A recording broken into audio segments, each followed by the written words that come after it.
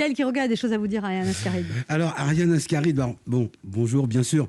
Comme beaucoup, je vous apprécie. Moi, je vous ai découverte en 98 dans Marius et Jeannette. Alors, je précise pour les plus jeunes que Marius et Jeannette est un film et pas un site concurrent de Jackie et Michel. Je dis ça pour vous éviter des recherches inutiles. Hein. Ariane, je vous apprécie comme comédienne, mais j'aime aussi beaucoup la militante. Hein. Vous êtes membre du collectif 50-50 qui a pour but de promouvoir l'égalité des femmes et des hommes et de la diversité dans le cinéma et l'audiovisuel. Alors, en tant qu'humoriste, comédien noir, je suis le premier à dire chouette, allons-y, quoi. Mais j'espère que vous avez pris une chaise et des vivres parce que ça va prendre un petit moment quand même. Surtout dans l'audiovisuel. Moi, je fais de la radio et j'ai regardé les trombinoscopes, Anne, des équipes à l'antenne chez la concurrence. On ne peut pas dire qu'on croule sous la diversité. Hein. Alors vous me direz, charité bien ordonnée commence par soi-même. Bien sûr, j'ai regardé chez nous à Europe 1 la photo de groupe des animateurs. Il y a encore un petit peu de boulot, c'est vrai. Sur la photo, si on cherche un peu de mélanine, il faut se contenter de Mathieu Béliard et du bronzage de Patrick Cohen. Ça fait léger. Mais les gars, la prochaine fois qu'il y a un shooting, prévenez-moi, je vais louer un costume et je viens. Au pire, j'emprunte celui du vigile, il n'y a pas de problème. Et sur l'égalité homme-femme, on en est à 20 hommes pour 12 femmes.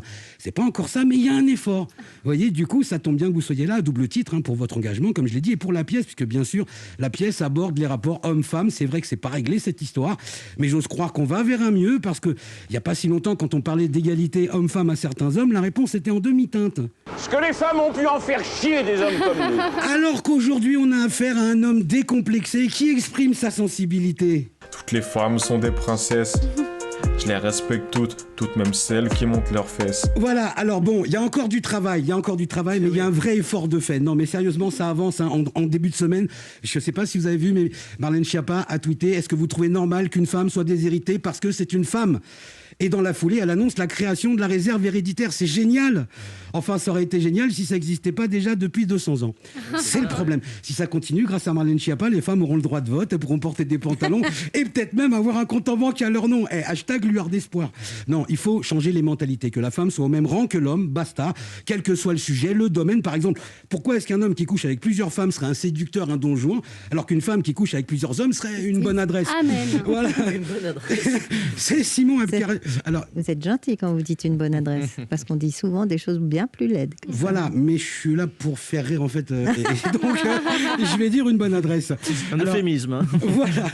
Sinon, alors vous le disiez, c'est Simon Abkarian qui a écrit la pièce. Quand on sait qu'il a passé son enfance au Liban, ça n'étonnera personne que le dernier jour du jeûne sente la Méditerranée à plein nez. Il y a les hommes, bien sûr, mais moi, ce que je retiens, c'est surtout les femmes. Toutes sortes de femmes dans le lot. Il y en a forcément au moins une qu'on va reconnaître, une conjointe, une voisine, une mère, une sœur, une cousine, une veuve.